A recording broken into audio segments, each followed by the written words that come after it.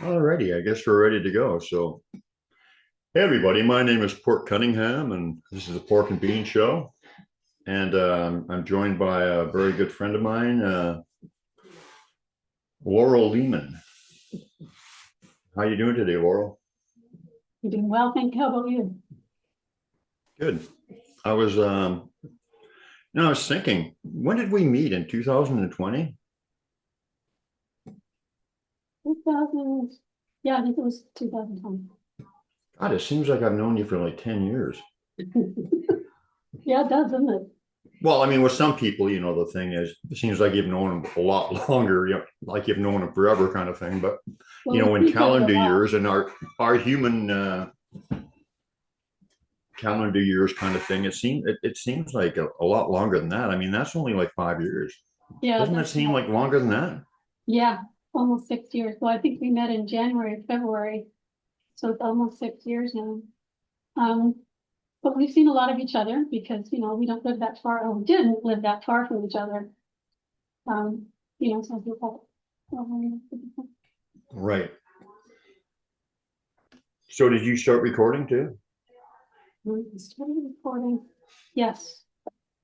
Okay. That way you can like when I did Stacy's interview, she wanted that because then you can But take little excerpts out of stuff you want and put it in your group or put it in different videos or whatever you want. sounds good. So that'll work out well. Okay, so I guess we'll get right down to the questions that you wanted me to ask, and of course, I've got a few of my own. So, how did your relationship with the unseen start for you? Oh boy. Well, the unseen in general goes way back. Um, so when I was a kid, I knew there were fairies there, and I used to look for them in the woods all the time. Having said that, later on, probably when my kids were younger, I was in crop circle research, or I did scientific research for an organization called BLT Research in Boston, in Cambridge, Massachusetts. Nancy Talbot, who some people might know because she was quite involved at the time. She's now not able, she's had a stroke and she's not able to do anything anymore. But her and Dr. Levengood and John Burke have this scientific team where they analyze cropsicle samples from around the world. And I used to work with them with the Canadian and some American circles doing scientific research. So we do particle drags and measuring and photographing and documenting. We do regrowth experiments, etc. So I started to have weird experiences at that time, and it was just snowballing. And then later on, I joined a Buddhist tradition and was a teacher and student there for about 18 years. And I was having different kinds of experiences related to that. And then after, actually, I wasn't quite out yet. And I was starting to have experiences with Sasquatch. So Nancy from BLT sent me a video of a Sasquatch talking. And that just lit up everything inside me. I'd never even, I mean, of course, we know they're steeped in the culture here, but I'd never even thought of them, other than that. So I heard that Sasquatch talking and I couldn't let it go. It's like a lot of people talk about in Sasquatch experiencing, where they have an experience like that just sets them off on the trail. So I had to find them. And then I was walking around a wetlands that I've been walking around for over 20 years, and I see a structure. And it's like, what could that possibly be? They're supposed to be way up in the mountains, and this is right down by where I lived, close to the city. And anyway, I kept going there and then started gifting spot and started having a lot of experiences very quickly with them there. And then that I mean, they were doing things like they do with lots of other people coming to my house, putting things in my house. I mean, so many different things were happening. I think I met you around that time. Yeah. And Can you just go over, give us a couple of the examples of the experiences that were going on Sasquatch? initially? Yeah. Oh, sure. Could- So I started a gifting squad, and I remember the first thing I got was a marble, and it was an orange marble, and I was absolutely just spellbound that this marble would be in my gifting place. And after that, it just got really intense. So I think one of the most memorable things was, excuse me, I was working at the Buddhist Center, and I was photographing a table of bracelets we'd made for a fundraiser, and I was taking a picture to send it off to headquarters to get approval for that. So I took this picture, and while I'm taking the picture, I'm thinking, I'm gonna go to the wetlands and interact with this after I do this, you know, because I was very much obsessed by it at that point. So anyway, so I take this picture, then I go back and change, I go to the wetlands, and I go to my gifting spot, and there are footprints coming from my gifting spot onto the trail. And then they went around about a quarter of a kilometer, and there were 3 tracks. There were 18-inch, 15-inch, and about 9-inch. And then in my mind's eye, I could see a little one on the shoulders. I found out later that Sasquatch's name was Cahill.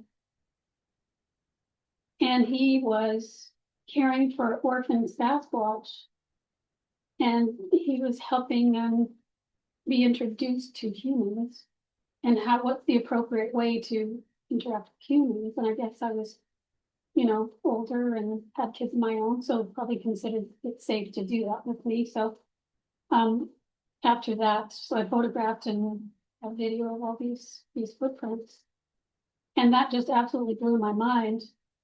So I went home, and then, you know, over the next months or so, I had moved my computer from the office to the living room so that I could do work for the Buddhist Center and then do my motherly stuff, you know, like making dinner, and I was in that space. So I had a little air-filled sort of donut, like circle, but not flat, not round. And I used to sit on this in front of my computer to make it a little higher and just a little bit, you know, more exercise from the back and that kind of thing. But when my daughter and my husband would come, they would take it off because they're a lot taller than me. And so I'm at the computer doing my thing, and I just washed my hair, and I went like this to my head, and I could feel something sticky on the back of my head. And I thought, well, that's weird. I just washed my hair. I didn't think anything of it, and I'm working away. Then I go to get off the seat. My daughter comes in. She takes the purple circle off, and underneath is a big leaf like this. And she goes, Mom, what is this? And she said, did you do this? I said, no. Did you do that? No. My husband, you know, wasn't even interested in it, so I knew it wasn't him. I asked him, of course, but no, it wasn't him. So I picked the leaf up, and under the leaf is this yellow sticky substance. And I look at that, and then I think about my hair. And I realized they had put that leaf under my seat when I was working there. The sticky stuff was under the leaf, and it was also in my hair, so they had touched my hair.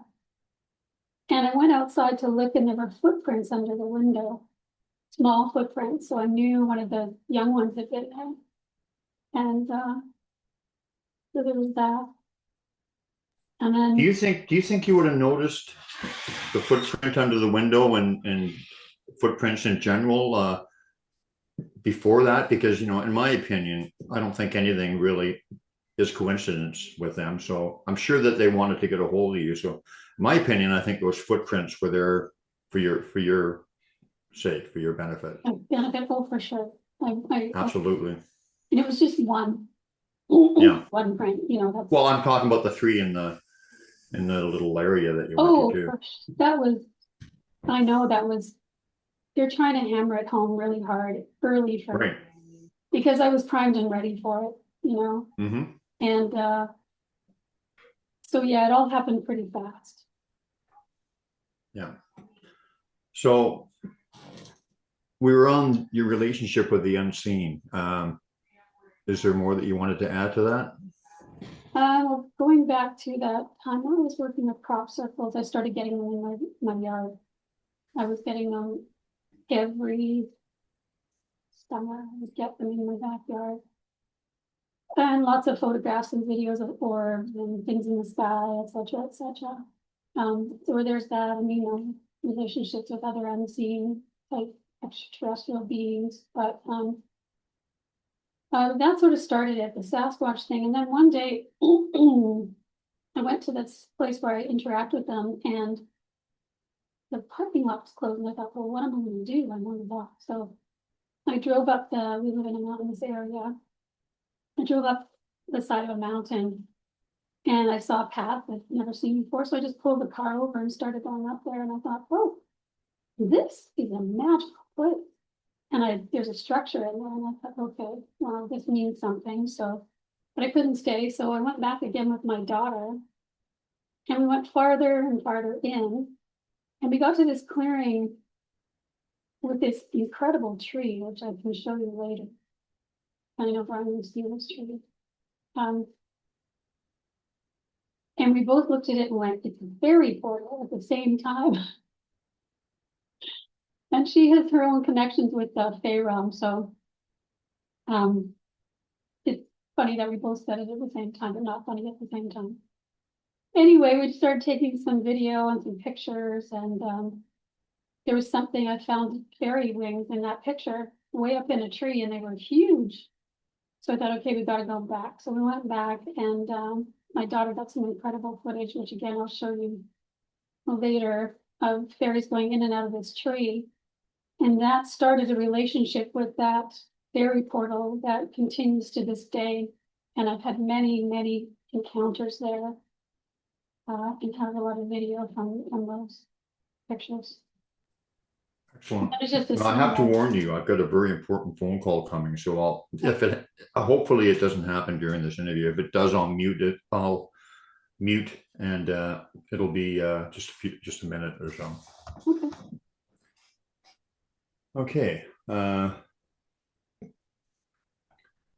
Okay. Is that everything for how the relationship started? I guess. Oh, I know what I was going to ask you. So, how old were you when you said you knew fairies were around when you were younger? Was that just because you were full of wonderment and interest in that, or did you actually really know they were around, or was it simply that you just believed in them? Oh, I was obsessed about it. Again, it was like the same thing as the Sasquatch thing. I was absolutely obsessed. Knew they were there. Looked for them all the time. We didn't live in the woods. I lived in the prairies. So it didn't occur to me that they could be in the prairies, because every fairy tale, you're in the woods. Yeah.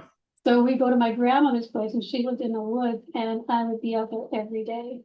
And that was a time where we were really young, just in the woods all by ourselves. Nobody considered it unsafe.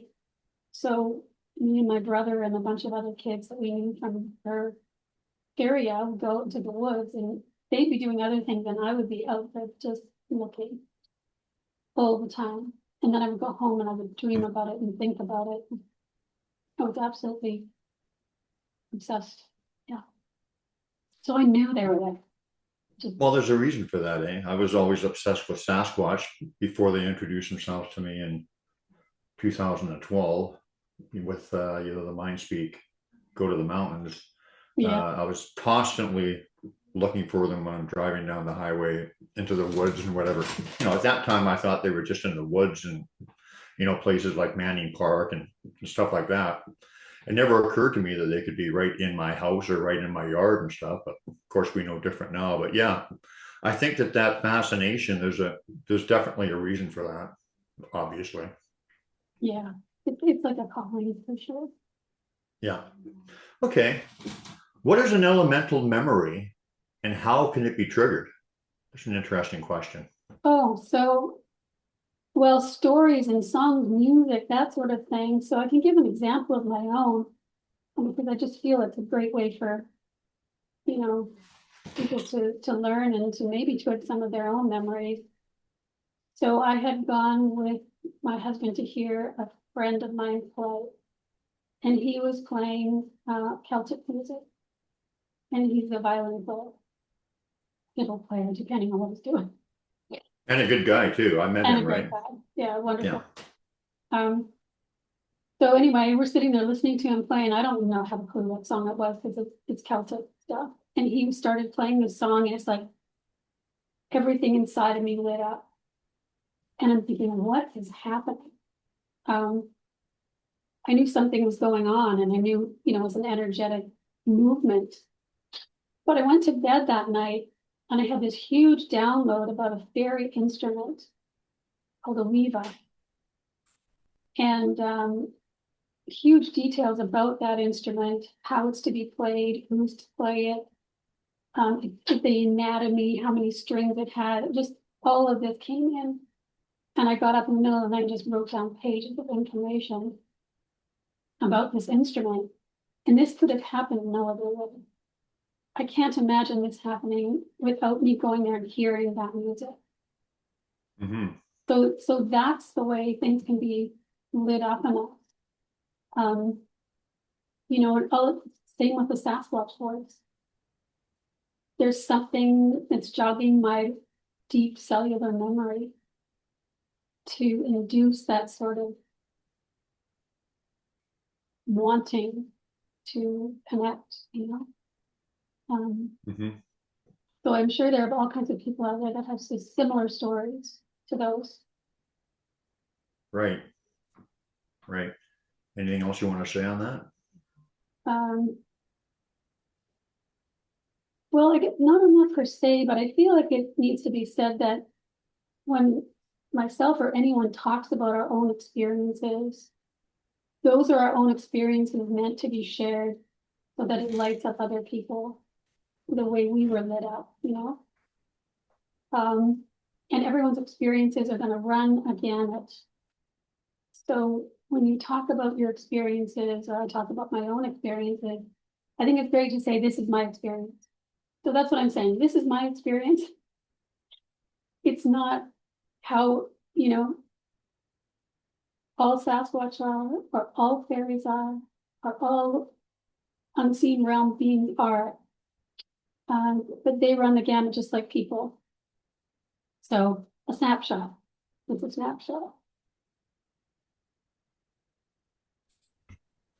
Are elementals concerned with the current changes on the planet? I think that's pretty dumb, pretty obvious. But well, yeah. I think that the reason that question is there is because people don't realize the depth to which that actually goes. So Right. to give you another example, I feel like personal stories are really helpful for other people. So I had a vision, I'm going to call it, because it wasn't a dream, of by my house. I used to go to a park where you've been, where we found that little rabbit. Yeah. And anyway, so in that park, I had this vision of these two little beings dropping into our reality. And they were about 2.5 feet tall, looked perfectly humanly, you know, proportioned. And I remember their names were Charles and Lisa. Anyway, I know. But I could also see Sasquatch coming in to help them because they were clinging to each other. They didn't know where the heck they were, and they'd just been shot into our reality. But what's happening is because of the things we're doing to the environment, it's degrading that their environment as well. Things are starting to fall apart. So this is what happened to these two. They got shot into 3D and didn't know where the heck they were. So interestingly, I had just bought an overnight bag. It had a lot of pockets in it, and I didn't bother looking in them. I just put it in my closet. I needed something to put shoes in when I was traveling. So the next time I opened it, I threw some shoes in, went to a hotel, and I hadn't looked inside the bag, but I went back home, and then one day I pulled it out again, and I decided, oh, I'm gonna look and see what all these pockets are about. And I looked in his pocket, and there are 3 dried alder leaves and a smoky quartz crystal. And I had never been in his pockets before. And I'm thinking, what the heck? What is this? I knew it was Sasquatch. I couldn't figure out what do they want me to do with this crystal. And I know usually when I get something from them, they want me to do something. And that's not necessarily everybody's relationship, but that's sort of how mine's turned out. So they gave me this crystal. So I figured out that I needed to take this crystal to a tree somewhere nearby, put it in the tree, and then start opening portals so that the Sasquatch could allow these beings to come in without being shot in, and then they would reorient them. You know, they would be the breeding committee and help them to assimilate to 3D. So that's what I did. I went for this walk and I go to sit, where the heck is this tree? Where am I going to find this tree? And I go to sit down under a tree.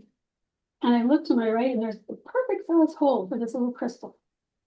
Put the crystal in the tree, and I'm going to say open portals because I mean, I belong to Lightbody Academy and we do energy work and we work with this sort of thing a lot. So I open, it's not like I just, went there and just opened portals.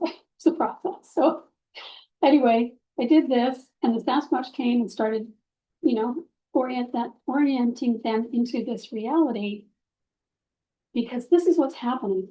So this is why there's such a call for us to come together, humans and these particularly elemental realm of this time, which includes Sasquatch, and a lot of people don't necessarily know that.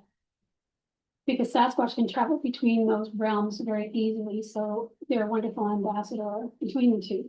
Yeah. Anyway, so yeah, this is what happened, and this is why it's important, and why they're called out, and why they want to meet with us again now. Okay. For the benefit of everyone. Sorry, I just want to say one more thing about that before we go back. Not every elemental wants to meet with humans. Just like not every human wants to meet with the elementals or every Sasquatch. They all run the gamut of personality and their own wants and desires. So there are certain elementals, there are certain Sasquatch, there are certain humans that want to come together to work with each other. And anyone can join this bandwagon. Anyone who wants to, because the right intent is everything. Yeah. So what is the oh, it's snowing. Nice. Snowing outside. So what is the, we know that dogmen and Sasquatch and elementals are seen together at times. What is their relationship? I mean, sometimes they don't always get along, I imagine, but they do work together for a greater good or whatever. So how do you see their relationship between them? Well, I can't really speak to, like I said, I can only speak to my own experience. I have little to no experience with dogmen. I've heard things. But I feel like that's fine though. That's fine. But but the elementals and the Sasquatch are seen together often. So you can speak on that, yeah. And again, they're all working for the same thing in this respect. Speaking to this topic. So I'm not sure if you had a more exact question. Well, I mean, the respect thing is important, right? I mean, that's the only way to really have a relationship with Sasquatch. You have to respect them.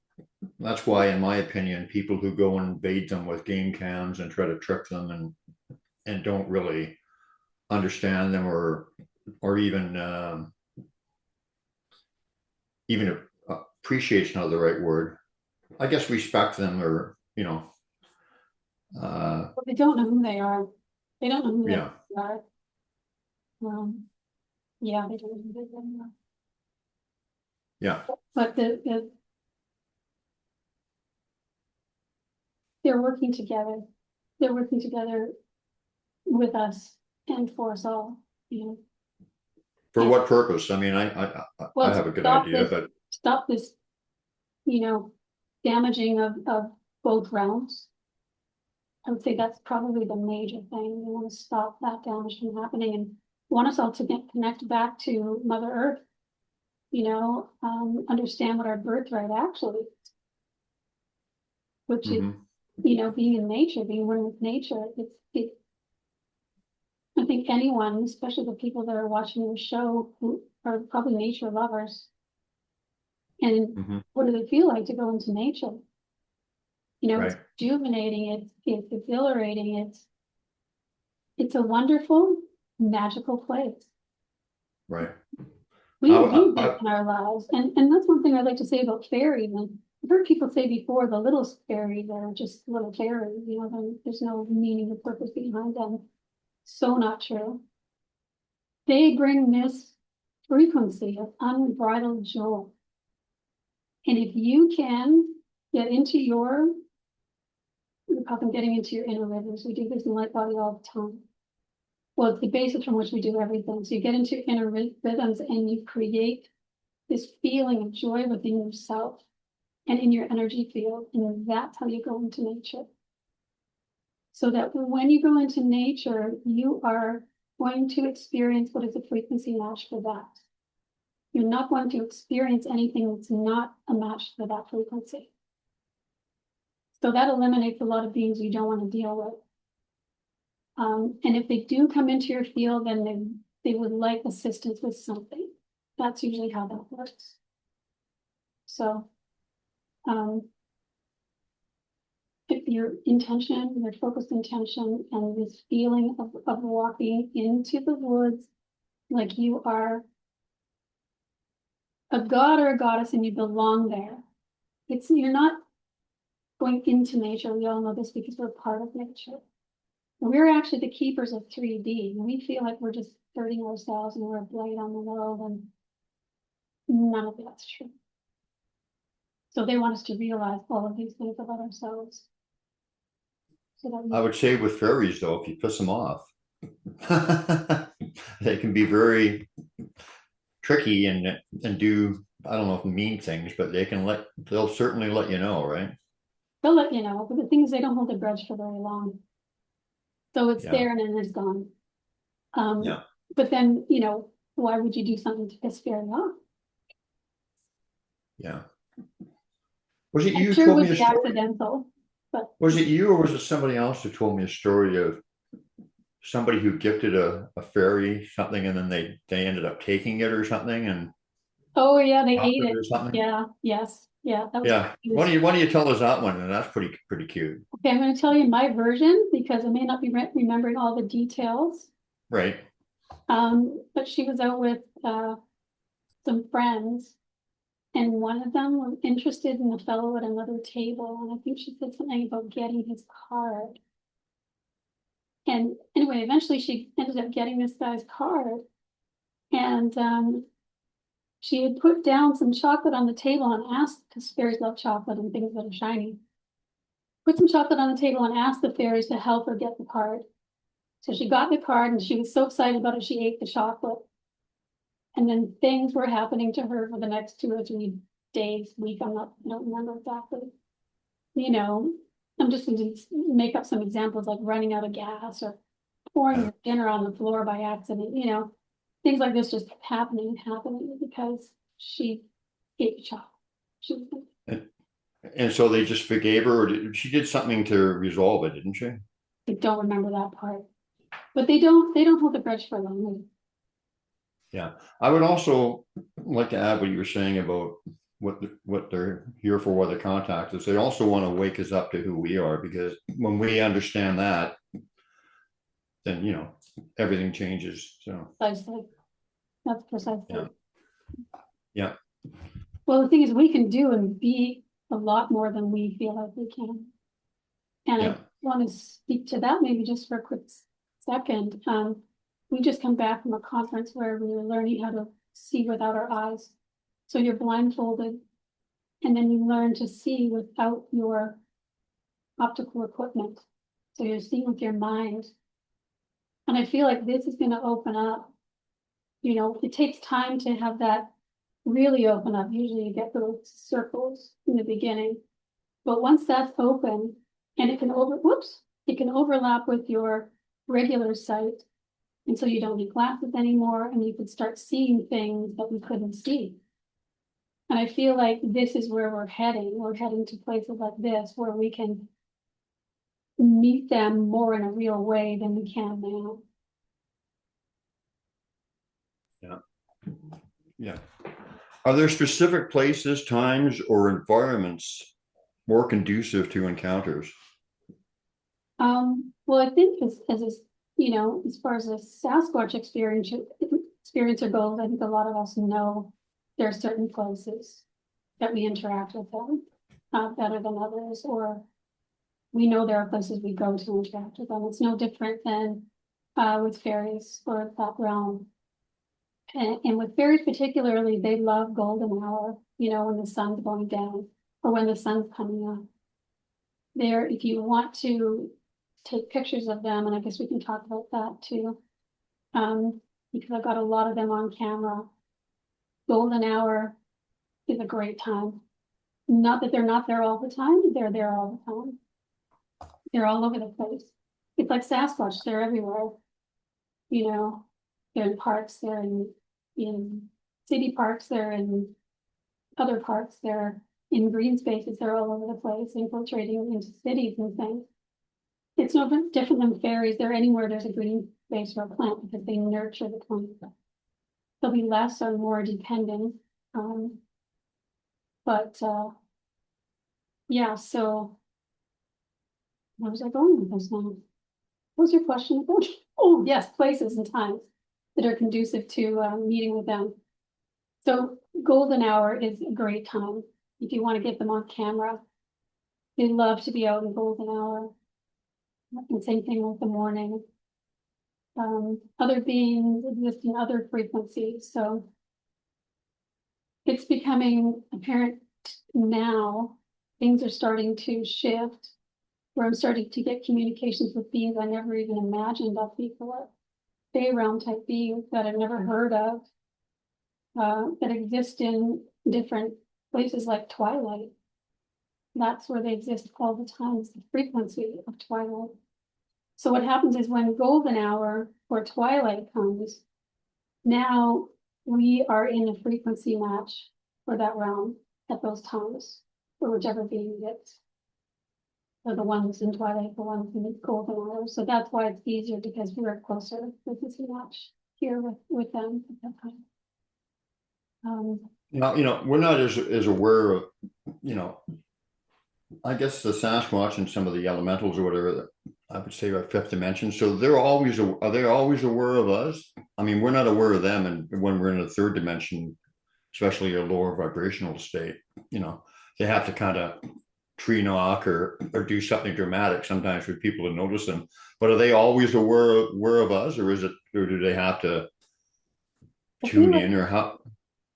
I feel like it's, again, their intent. Is their intent to connect with us, their intent to, it comes from that. So I feel like there's fairies that are oblivious to us, just like we're oblivious to them. Because the intent isn't there to connect. So their intention is to connect, and they want to work on that program. I don't know if anyone's read Someone with the Leprechauns, but if you read Someone with the Leprechauns by Tanis Hallowell, such a great book. It'll explain a lot about that relationship. Where in the Fey realm, there are groups of beings, just like there are here, that want to connect with them for the betterment of everyone.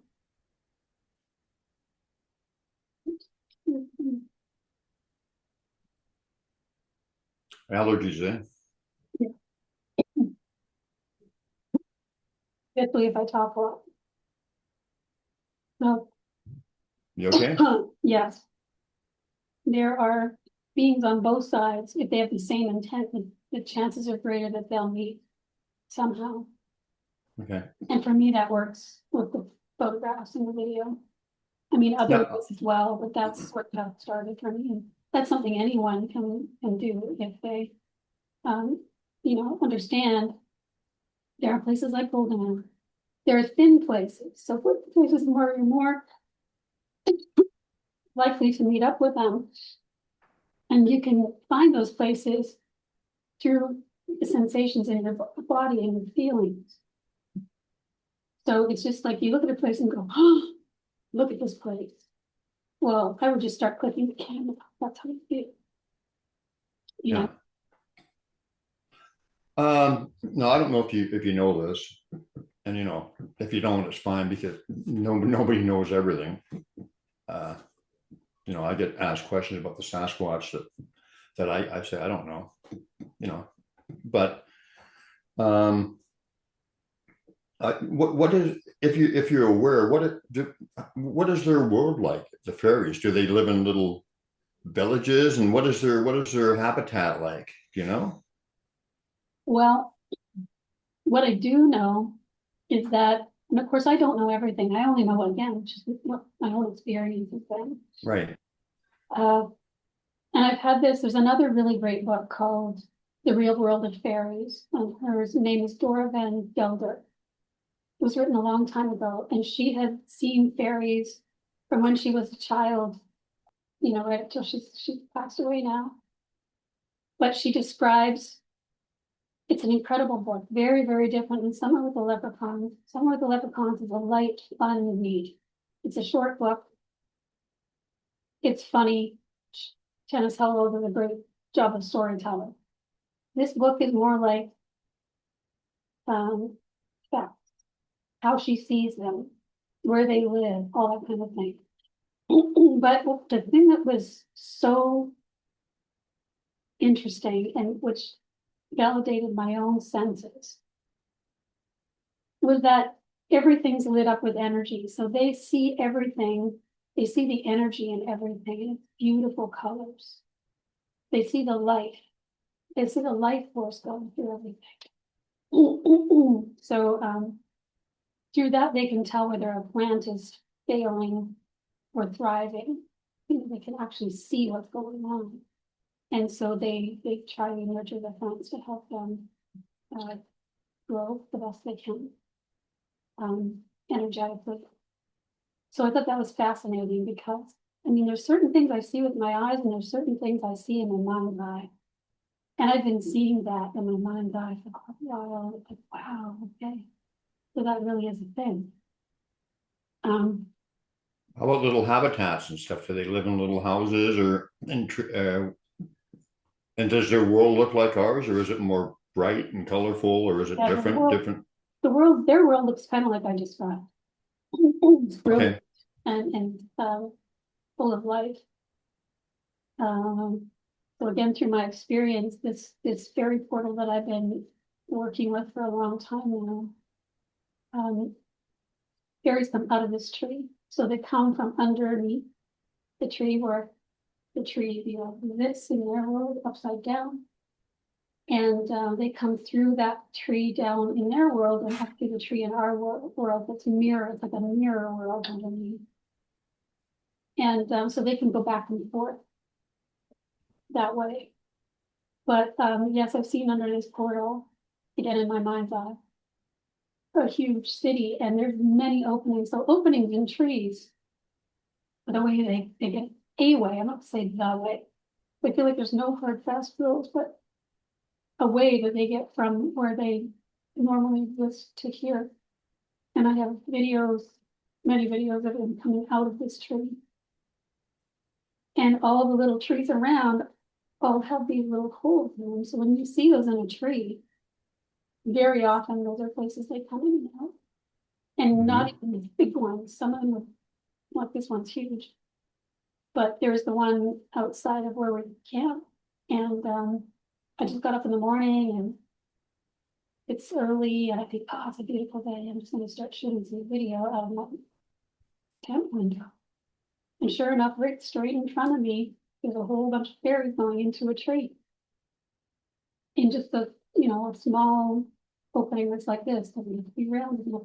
They can go right into the tree too. They don't even have to use the holes. Got video of that as well.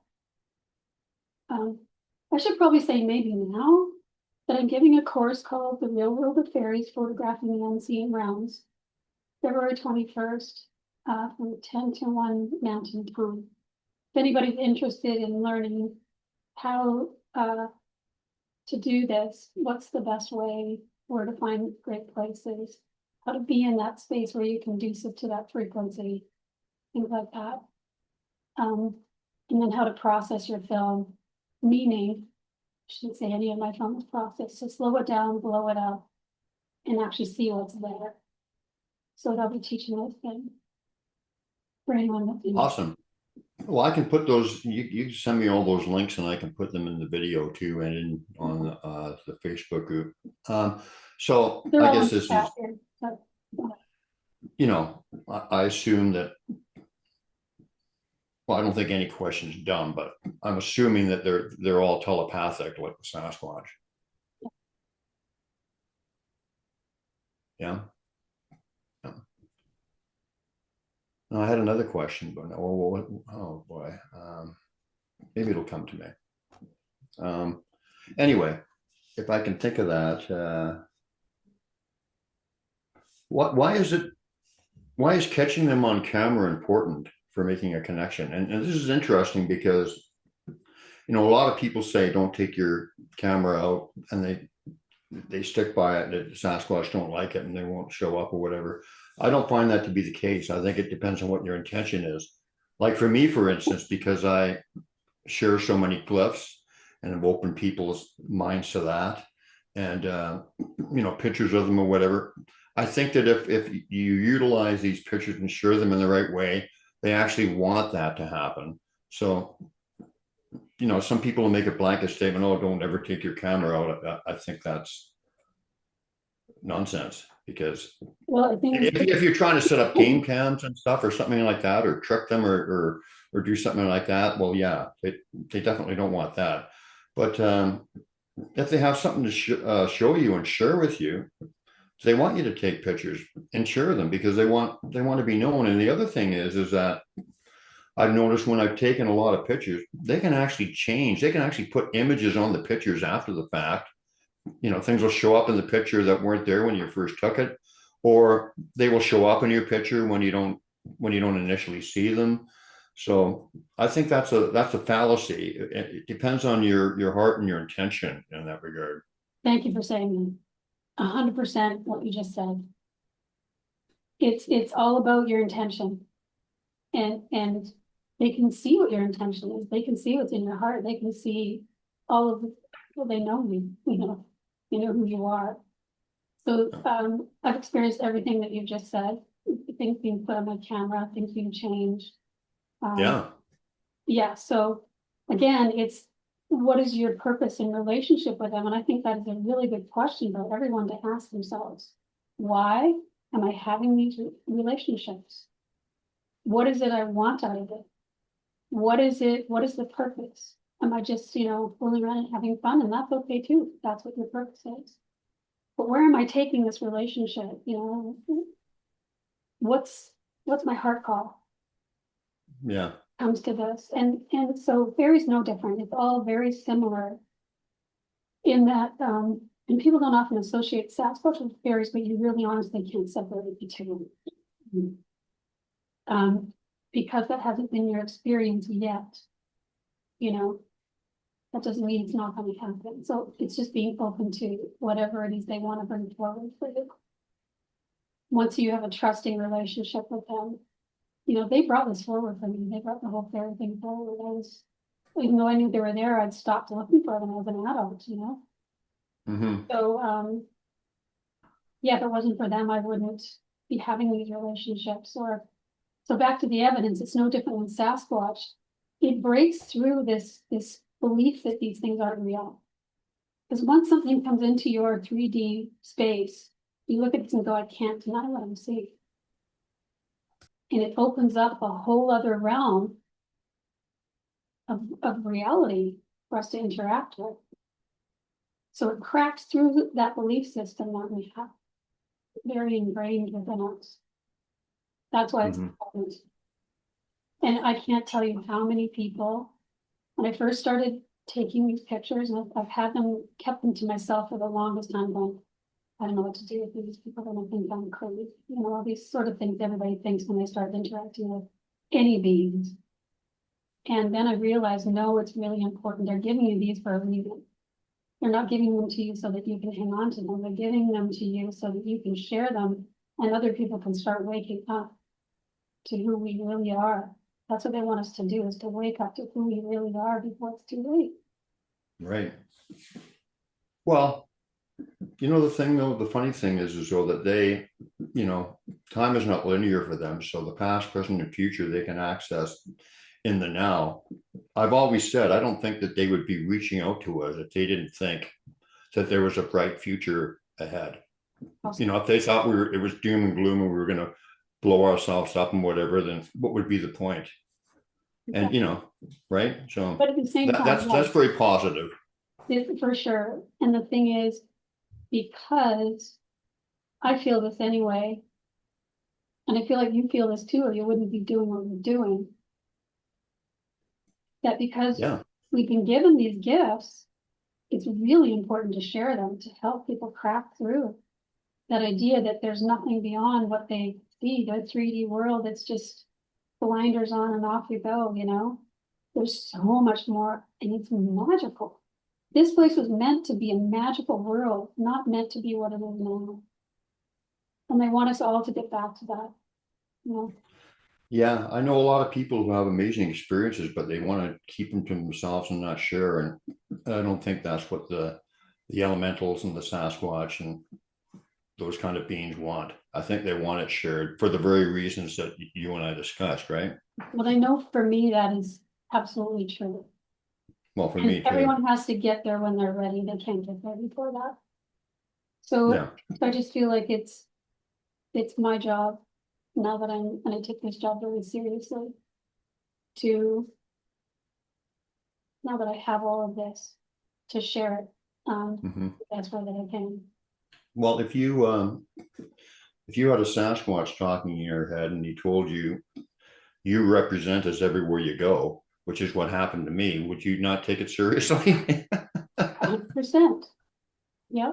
You know what I mean? That's an honor and a responsibility. And yeah, so I absolutely take it seriously. So getting back to the same question again, I think we kind of covered it, but I'm not sure if you want to say more. Catching them on camera, and why is it important for making connection? Well, for the reason that we said, I guess, because you learn more. I mean, I've looked back on pictures, like for instance, you know, I deal with glyphs, and I've looked back at a lot of glyphs that at the time I didn't know what they meant. I knew what some of them meant, some of them I didn't. I came to an understanding later on. And then I look back on them years later and realize they were already, oh, I'm getting energy now. They love it when I talk about something that they want to talk about. That they were communicating with me according to that meaning, even before I consciously knew it. So that's another important reason why you take pictures, because you look back on it and with a vaster understanding, you can understand what, you know, oh, wow, this was going on, this was going on, this is what they were doing. Like it's absolutely incredible. And of course, the fact that you said, you know, sharing, because they want other people to consider them and maybe take that journey themselves. So it's very important that we share, whether that's speaking about them, taking pictures and sharing, or however that sharing is accomplished. That's very, very important. Very, very important. And I appreciate you having me on the show, Brian, so that I can share this, because that's what I'm trying to do now, is to share it with people if I can. Anytime, you know that. Besides, we haven't talked much lately, so it's nice to talk to you. I know you've been busy and with the light body stuff and whatever, and well, you're a busy lady. Yeah. Is there a practice that can help cultivate and grow these connections? Yes. One more. Is that it? Want to expand on that? Yes, I'm going to teach this in my course as well, so that you can have clean, clear interactions with integrity because that's what we want. We don't want to be interacting with things we don't want to interact with. So, you need to be in the space to be able to do that. And the more you practice this, the more you will be in that space, and it can be practiced enough so that you're in that space most of the time. And so then it's just easy for things to come in and interact with you, you know? And they're delighted to, right? This is what They get all excited. I mean, when they say, Well, hey, this human can connect with us, they get like, so here's when you do this and you're walking into the woods, oh, you know, like I was saying before, like a god or goddess, you're Yeah. in like 2 feet of water and you're walking really slowly and you're paying attention to every little thing you see.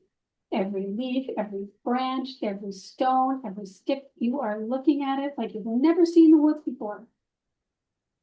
With this wonderment and this unbridled joy that we're talking about that the fairy have. So this practice will help you learn how to get into that and to build your energy field so that it is immersed in that frequency.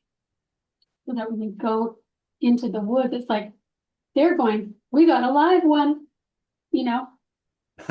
we can work with this person, we can connect with this person, and it's exciting for them because human beings have been off the radar for them for a very long time, with exceptions, of course. There's always exceptions to everything. So this is very, very exciting for them that they can be in relationship with people in this way. Yeah. You know, but yeah. But what you said is that there was always exceptions. There were people that had this ability and this connection all along, but more people are open to it now and having that connection. And it's, you know, it's because it's time for all of the reasons that we said. So we know who we are and the collective, and, you know, because when you know that, then your whole vibration changes, the whole way you interact with people, everything changes. So it's so important. The other thing is that people may have been having these experiences their whole lives and still not know what they're going to do with that connection. And not necessarily want to take it anywhere. They like it the way it is, you know, it's serving them in some way. And so what I'm saying, taking this further isn't for everybody. It's just for those of you out there that want to do that. These things are important. Right. Did we cover that whole question? Is there a practice that can help cultivate and grow these connections? So how do you grow the connections specifically? Or did you say that continual meeting them, being in nature, cultivating that relationship. But if you want to get into Lightbody, we have a whole dream realm thing that we do with the hidden realms. So it's a Dreamtime Healing Project in the Lightbody Age. Christina runs that. It's an amazing thing where you can start connecting with beings in that way. And the thing is, the realms start to bleed over. The dream realm starts to merge with your 3D realm. And now you're cooking with gas. You know, you can bring things in so easily. And you can get things so easily in relationship to before. So we offer a lot of tools to help people with their relationships in general. Yeah. No, I don't want to assume anything. But I mean, I've had mind speak with the Sasquatch in its very, you know, in its many varied forms.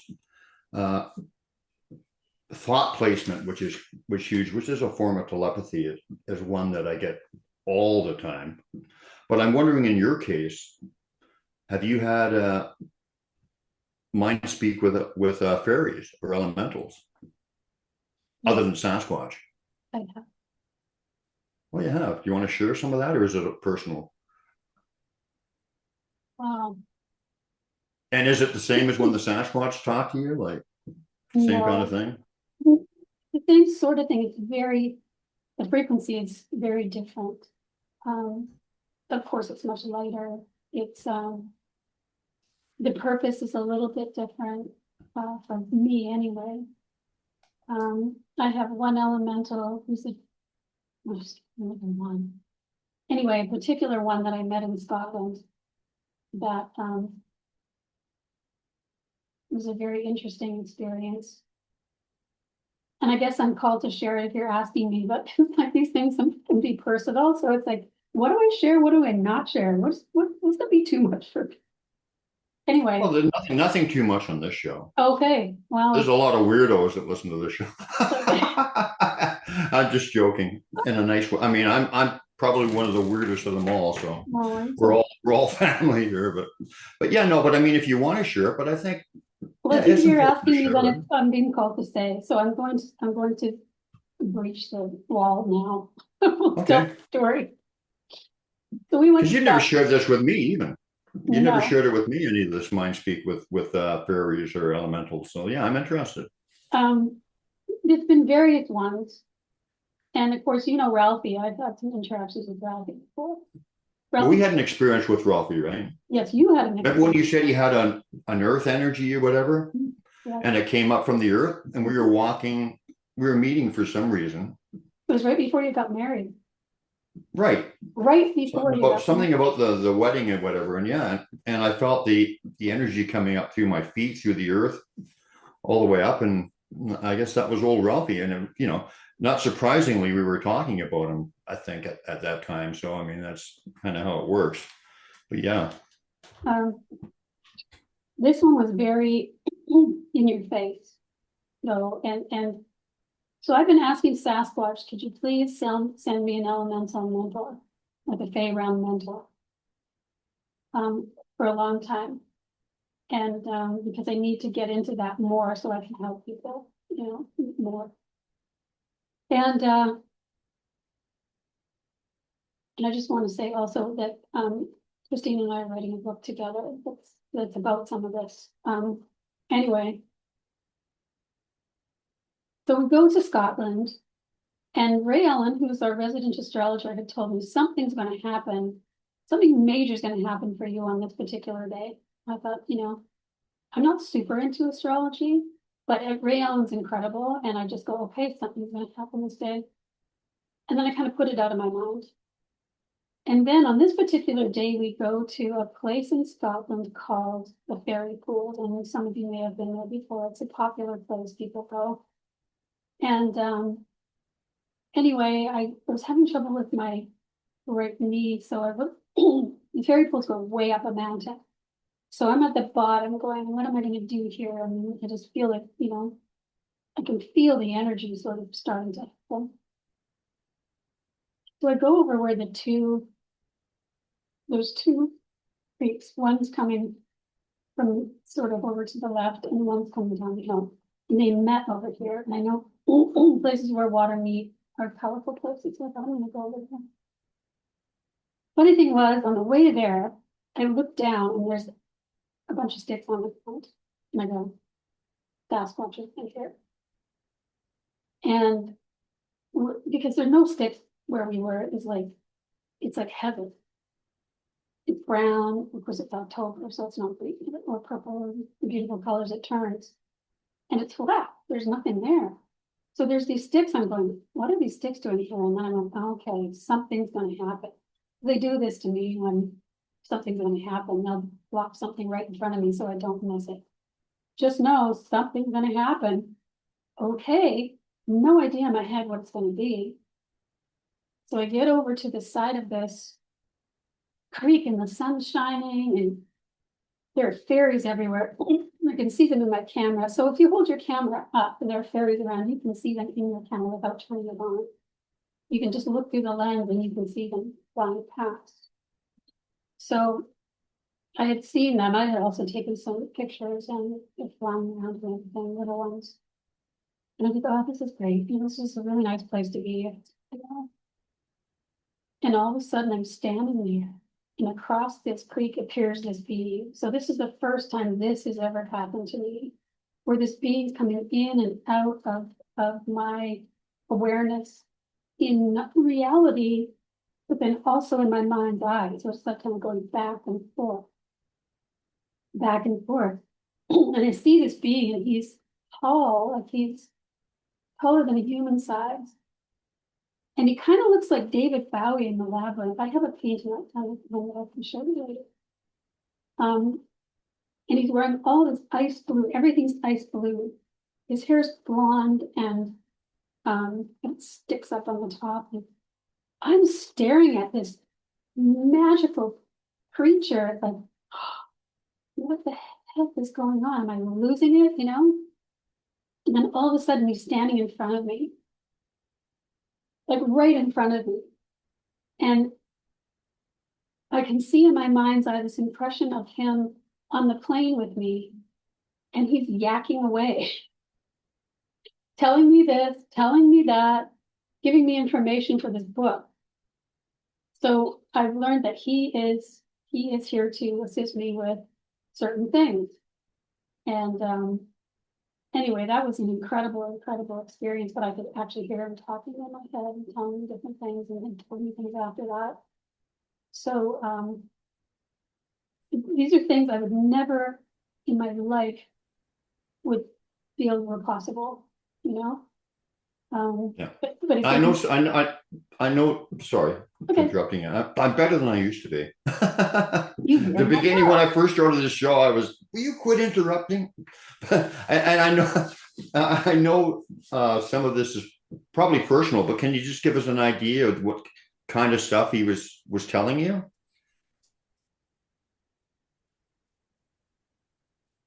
I have a lot of it written down. Can't really Just like a Cole's Notes. Well, basically, like he was going to school me, and this is how it's going to be. And he's sitting on the plane with me, and I'm going to go home with you, and we're going to do things. We're going to, you're going to produce things that are helpful to people. Basically, he's going to be part of that. And how has that developed since that time? Well, it's been a slow burn. Because I haven't really been in a place to carry on with that. I've been working on other things. So I'm developing an oracle deck of all the paintings of all the beings that I don't catch on camera that come to me in different ways.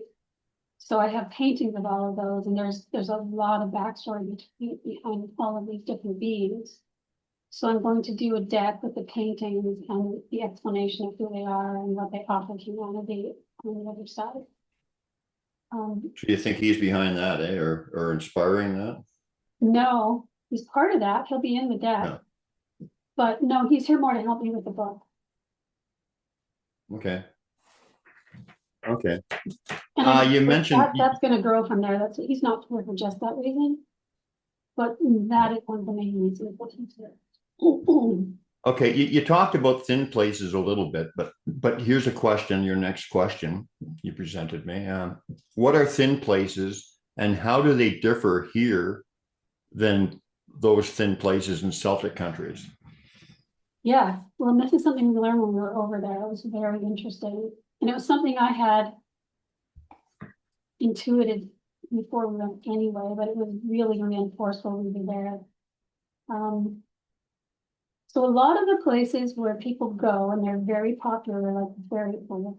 The thing about the fairy pools, it's not so much about wanting to get something. So a lot of people go to these places and want to get something from those realms.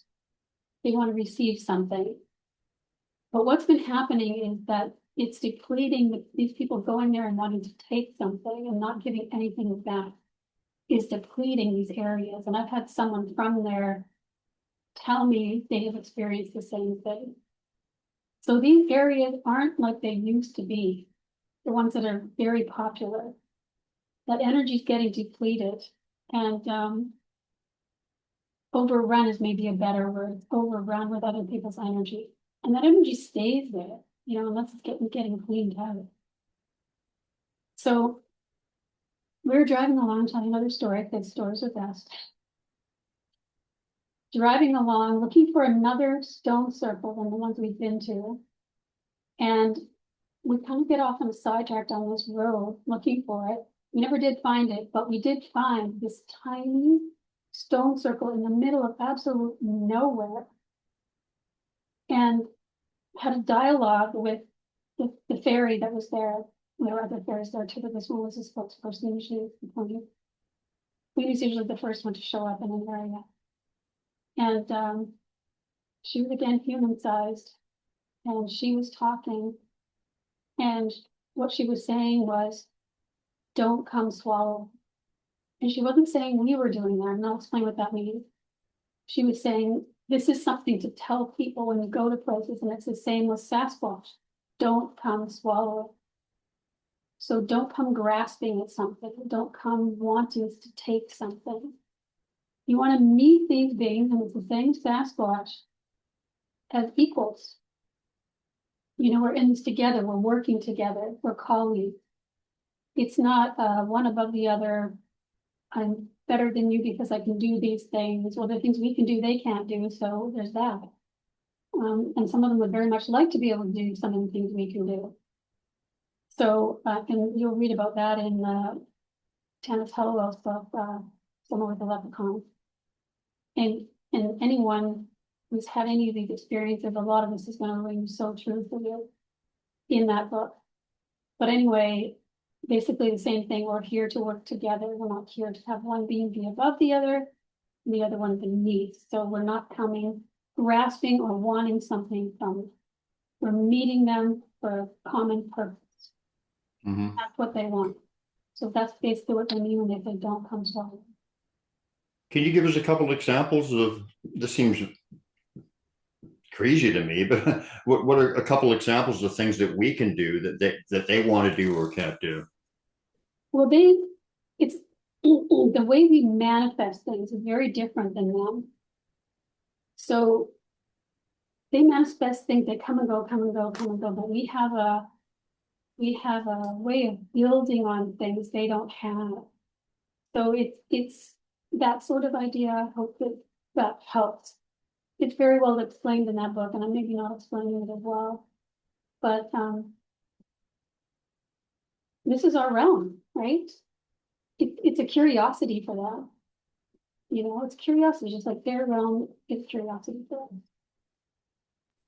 Okay. You know, I guess when people's abilities open up and whatever, like so many people have that are connected with Sasquatch and fairies or whatever,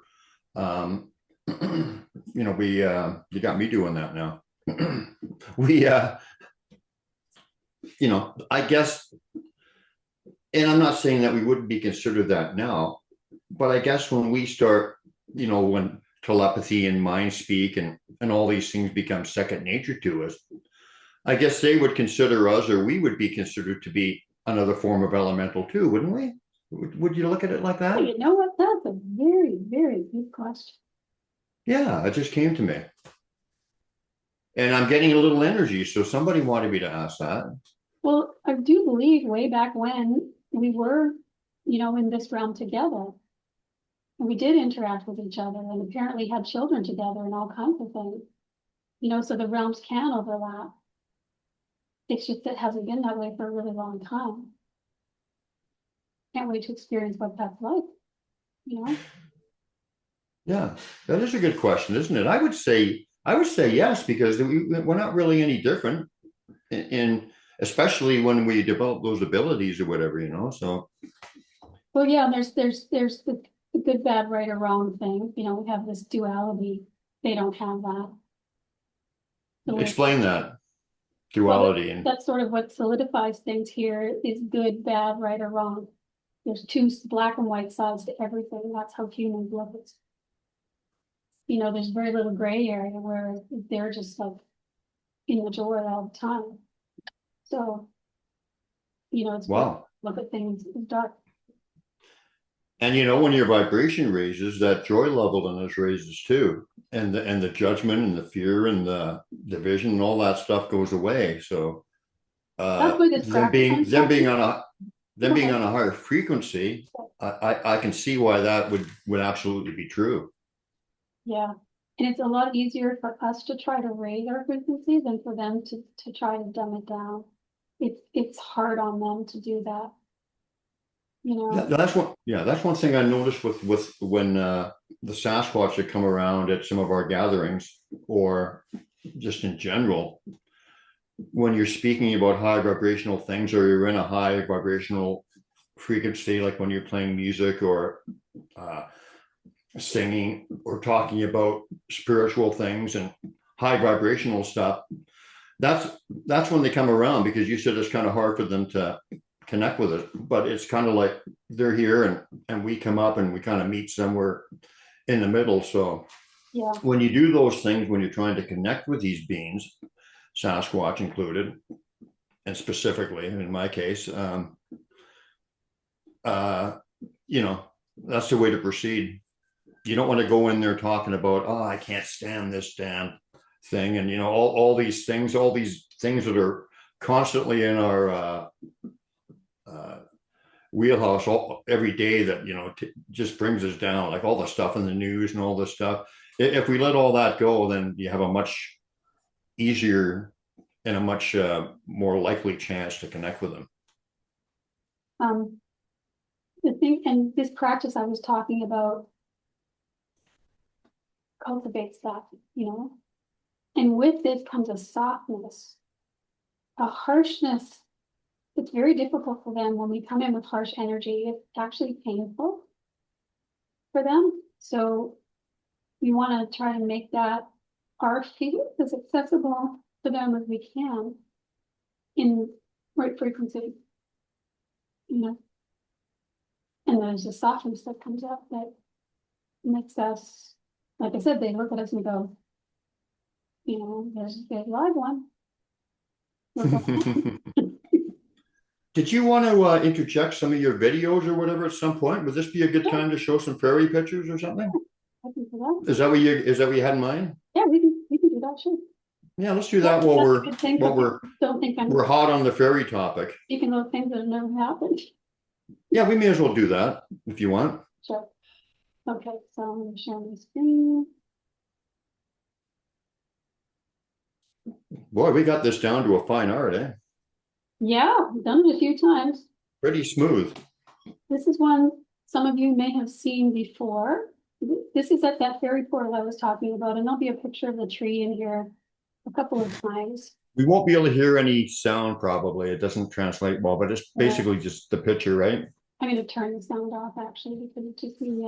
Yeah, if you don't mind, yeah, that would be better. Yeah, I don't think it's even on here. So this tree, there's a fairy that's going to come to this tree, and you can see this sort of turquoisey color here. So she's going to come and land on this tree. It's across from the big fairy tree. And is this the fairy portal? This is the fairy portal. Yep, one I went to where we hang out. Yeah. No, not where you hang out. This one is somewhere else. I'm not. Oh, okay. No location. The people say, "Oh, tell us where it is," but it's like they're all over the place. You just need to go find one, and I'll help you learn how to do that in that course. So, anyway, so this fairy's name is Francesca, and she appeared on my camera as a tiny little turquoise.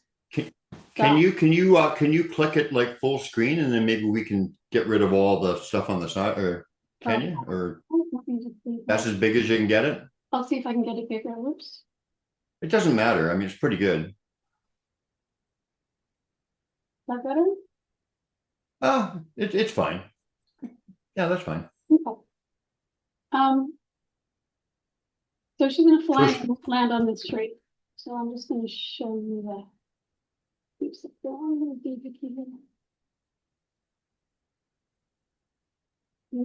all these videos are on the Elemental Realm portal on our lightbodyacademy.com page. So if you want to go in there she is. There she is. So you can watch her fly in and out here. And she's going to move around a little bit and then she'll fly out. Wow. But I'm going to show you different things about this. So she's a fairy queen. She's about 2 feet tall, and she doesn't look like it in this picture, but I took this from quite far away with the video. So you want to take live shots or video. Photographs you can't get any movement from, so they're almost useless. Unless they're in a very still, but they move so fast, stills don't usually work. So these little round things here are actually she's got 2 sets of them, her top set, and they're twirling like this. And I can show you a painting of this later where you can see them still. So I have another video that shows them when they're still, so I know what they look like.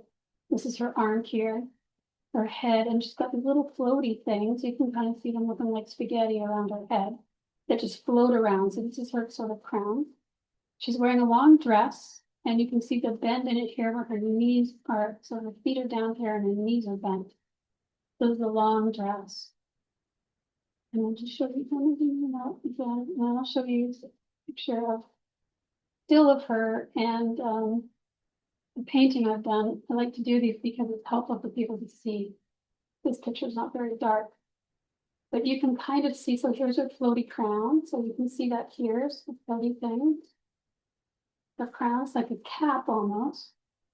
Her wings, this is what they normally look like. They're sort of triangular shape when they're not moving. Here's her arm. And I think back in the other video, I can get it to stop where you can see her wings, her lower wings moving.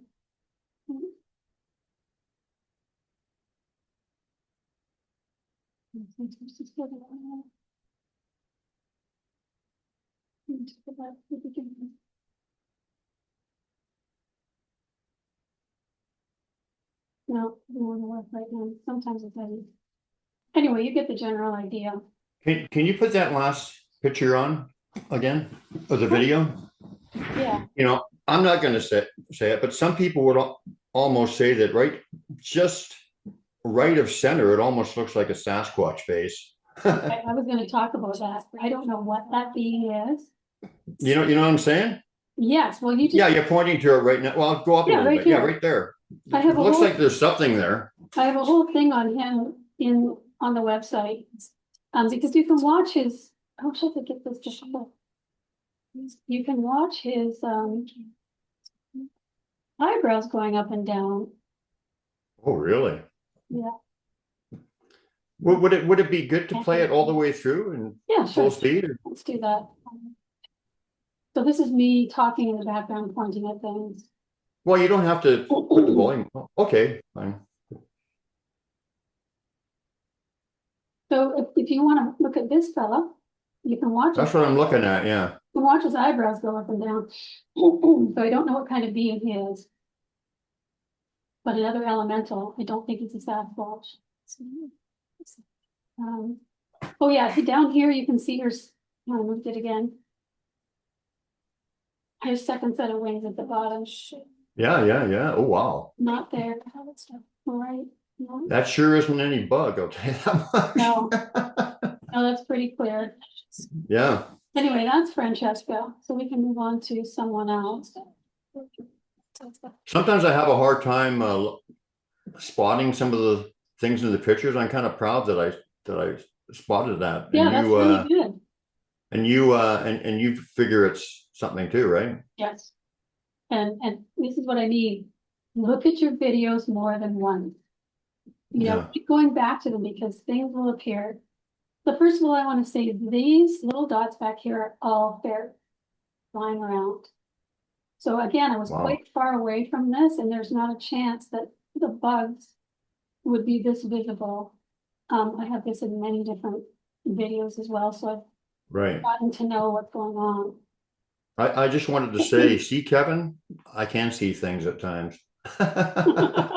we go back and forth about, some of the stuff. I say, oh, that's pareidolia or whatever. We have a good natured back and forth, but yeah, I spotted that guy, Kevin. So I'm just going to play this too because for some reason I can't get this cursor to move. So we'll see which video. Okay, hopefully this one gets slowed down. Yes, there we go. So she starts out on the right and she's doing a barrel roll, and you can see those magnificent huge wings. She's about the size of a robin.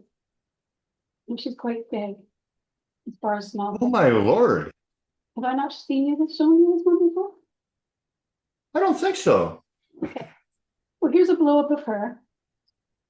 And here you can see her little hat and her arms are coming down. You can actually see her hair. Well, I'll show you closer. Yeah. Looks like a redhead, maybe. Her body. And so in the video, she's on her back here, and then she flips to her stomach, and then it's back onto her back again. But here's a painting that I did. Hold on a second. Do you think that sometimes they do this for your benefit, or it's just there and you happen to capture them?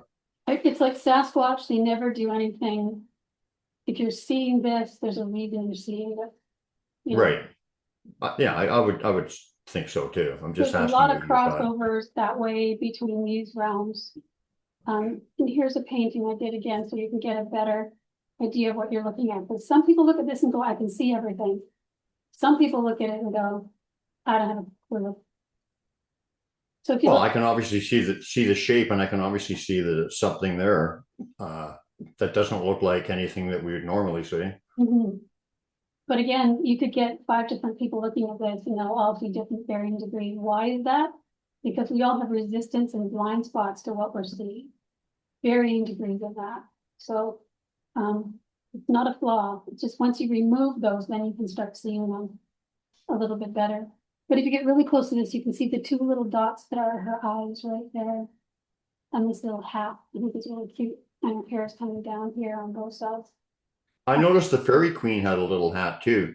The picture you drew of her, that was the back of her head, right? Yes. And she seemed to have a little hat on too. Yeah, that's her crown. She's the one. That's her crown. It's a floaty crown. It's not a crown like we're thinking of, right?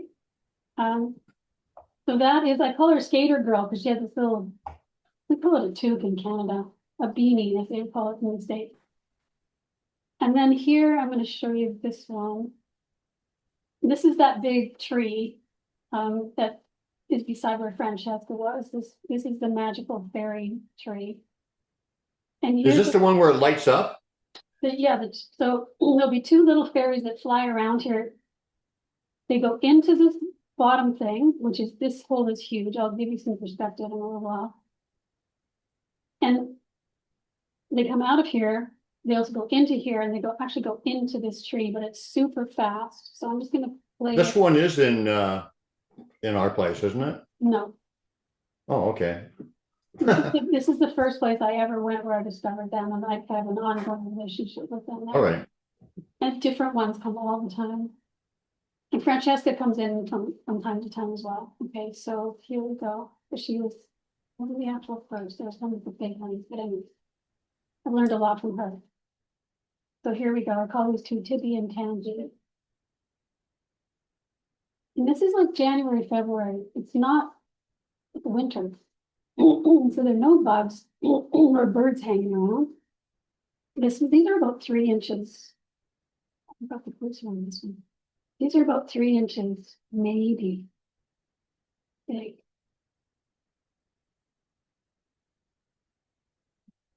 Okay, there's one going into the hole.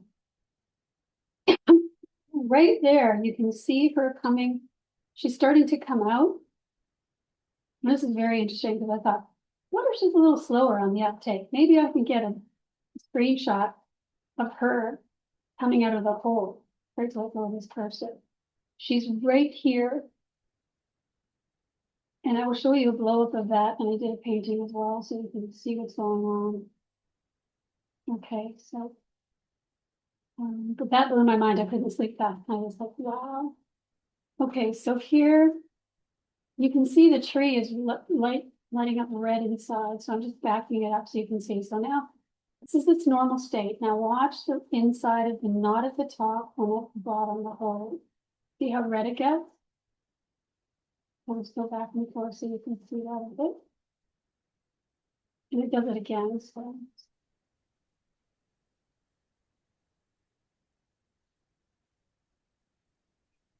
There's another one. yeah, there's 2 of them.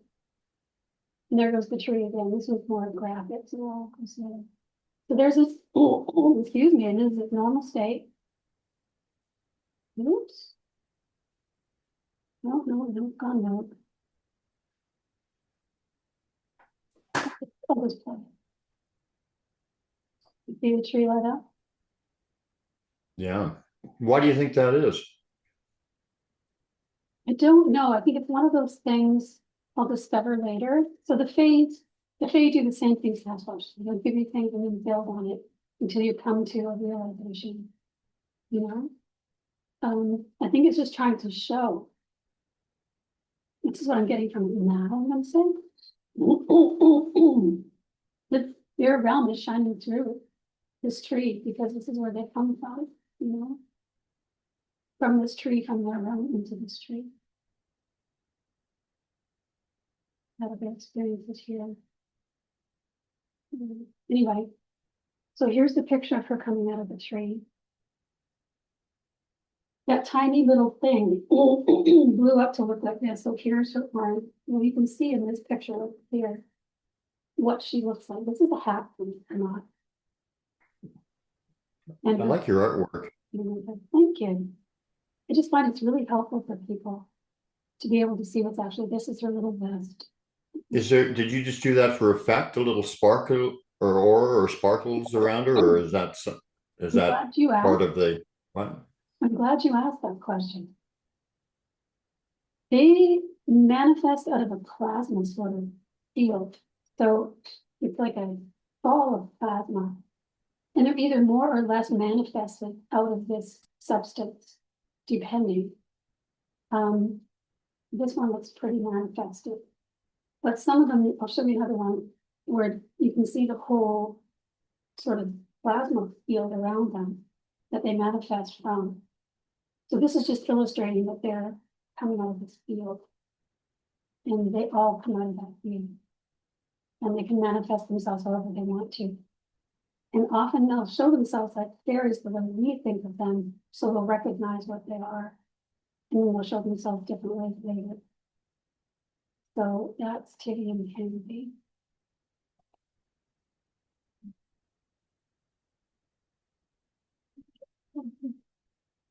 Let's start here. So this is in Ireland. There's a stone circle over here. And as we're entering, so you have to go down a walkway here and then over this way in. And as we're coming along, this fairy will come in on this side. You'll see this little green ball. That's just an artifact from the sun. But the fairy's going to come in and sort of swoop in like this. So that once again, that's the queen. She's the one who comes in first to greet you or, check you out, make sure you're cool, all those kinds of things. So I'll just play this and you can see how fast that is. See that? This is what I mean. If you see little flashes on the camera, so there she is right there. I can get this person.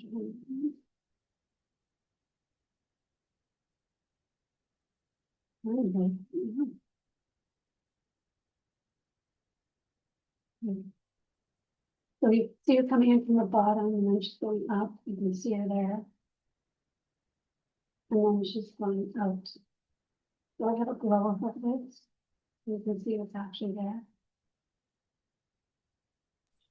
So you say that little light is just an artifact? Yeah, that's an artifact from the sun. So if you point your camera into the sun, you'll often get a little round green ball, which is an artifact from the sun. Now, having said that, the fairies can use that light to show themselves. So we have to be careful. I mean, I don't know. I'm not an expert at it. It kind of looks like it had some kind of purpose, that little light, but maybe not. It seemed to be moving quite a bit too. But yeah, what do I know? I feel those round, the super round ones aren't so much, but ones that aren't round with spaces in them often can be something else. So this is her. Here you can see her arms and her head and her hair. And here's the blow up. So her arms here, and they often fly in this configuration of her arms like this. And when they take off, they're down in the same sort of space. And she's got these little lights here, which are very cool, but you can see there's this plasma sort of stuff around her. I don't know what else to call it. The field from which they manifest. And then inside that, you can see this dress she's wearing. And where did I put? I don't have the side by side, but I have the painting here. That's what you're seeing. I don't know if that helps you. Yeah, absolutely. Which is why her arms. This is her plasma field. And that one's name is Brindle. And so how did you get that name? She told you her name, or it popped in your head, or my head? It just popped. Sometimes that happens. Other times I give them names just so that I can refer to them, And yeah. they're cool with that most of the time. I've never had a problem with it. Just so that we can talk about them, So back to the same big fairy tree. This one's very recent. There's Christina. So you can see how big this tree is. That's the reason I wanted to show her and she doesn't know. So this hole that Tibby was in, where she came out of, I mean, she was just a little tiny itty bitty. This is how big this tree is. So we went there this day and brought them this rose from my garden at my old house. So we put the rose up, walked up there, put it up, and this rose smells incredible. So we thought this would be a nice gift for them. Here's a picture of that a little closer up so that you can see what's coming. So what happened was, fairies don't go with the flower usually when the flower's cut. They'll stay with the plant within the tree. But this fairy went for a ride and came with us, and we hijacked it to the fairy portal. So it's going to come out of this flower. So I'll show you the video here. Here she is. Now this is a 1-second video. So I'll just show you that. So there's nothing, now you see her. There's nothing, now you see her. And I have other videos, one of her coming out to the left, one coming out to the right, and then this one. So she's going, where am I? I'm going back to what I know. I'm coming out again. Where am I? Anyway, I'm sure she'll be really interested. But there she is. So I will show you, but that, like I said, that's a 1-second video. So this is a fraction. Like, look how long it takes for her to get, like, that's a fraction, a very small fraction of a second. So these are the things you're looking for in the pictures. And I bet you so many people have these pictures and just don't know it. So here's the side by side. So here's the flower. You can see her feet here. There's her legs here. Or just think it's bugs or something, maybe, you know, people who aren't focused on it. Yeah, exactly. And the more you look at it, the more you see things, the easier it is to see what's there. That's why I do these pictures. So her dress is very much shaped like this flower, and this dark spot here is her head.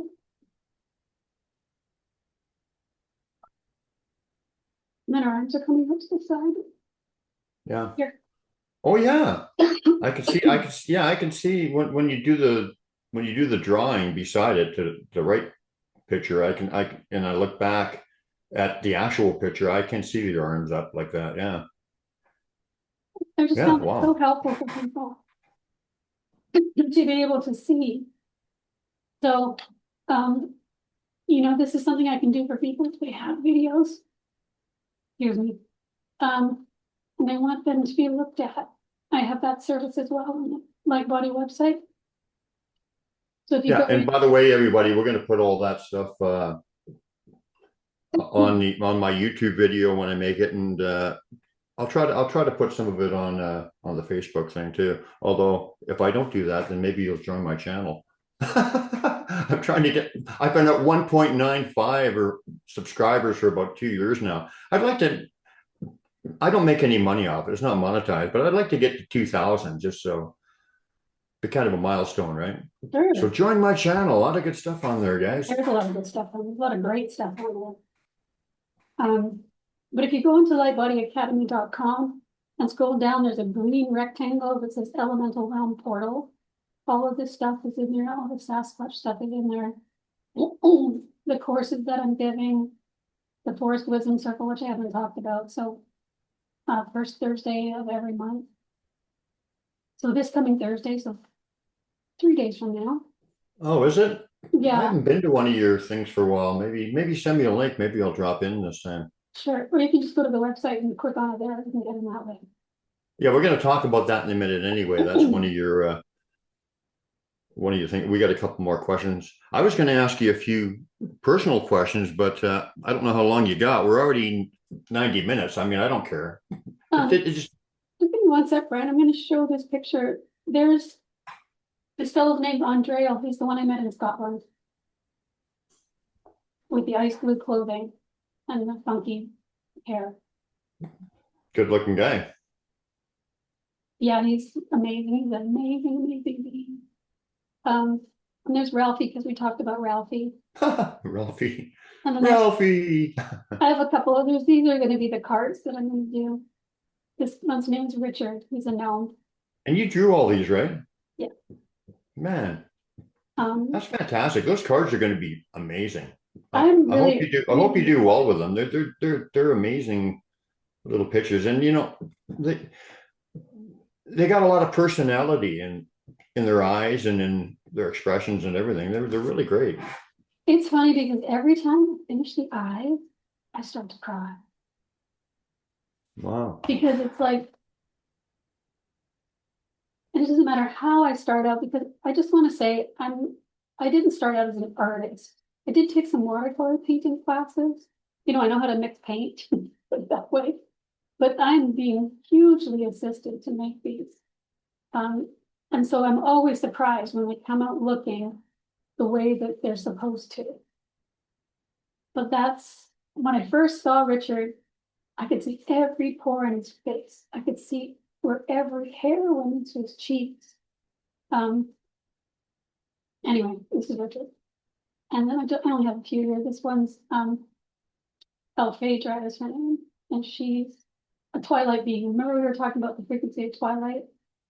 So keep your mind open for beings that you've never met before or never heard of. Because if you can keep your mind open enough, they will start to show up. So she's a twilight being. There's a whole thing on her as well. But anyway, I'm hoping to have 30 sons of beings. And that's it. We can close this up. All right. Close this up. You want to close that out? Stop share. There we go. Okay, let's get back to the questions then. So what are the biggest misconceptions about fairies and Sasquatch? I noticed you put Sasquatch in capital letters, which I always do. Oh, did I? Oh, that's funny. Yeah, you didn't put fairies in capital letters though, which is, I don't think that's a slight, but. That's interesting that would come out that way. Well, Sasquatch are the often for a lot of people the first contact, you know. Well, you say a gateway, correct it, or yeah, is that... they are, because they can communicate with us so easily in this realm. You know, we can have physical evidence from them. We can hear them in our heads much more easily, and we're related to them.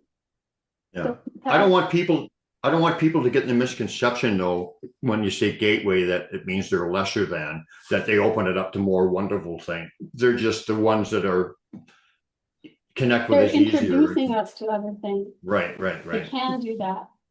And Yeah. that depends on where you're at too. Like they won't do that if you're not open to it. Yeah. So, but I'm just saying that there are so many things possible that we haven't imagined. It's it's questioning yourself and thinking, where do I want to go with this? You know? Right. So misconceptions with the Sasquatch and fairies. Or you didn't answer that, did you? Okay. Well, misconceptions with the fairies, and I'm going back to the Celtic lands there.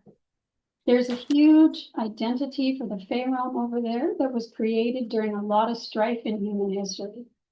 So there's a lot of, I'm not saying these things didn't happen to people, but we're in a different time now where it's not like that, and we're in different places. So you and I are here in North America, and North America, for the most part, doesn't have any of these places where people have come swallowing, where the energy's been depleted.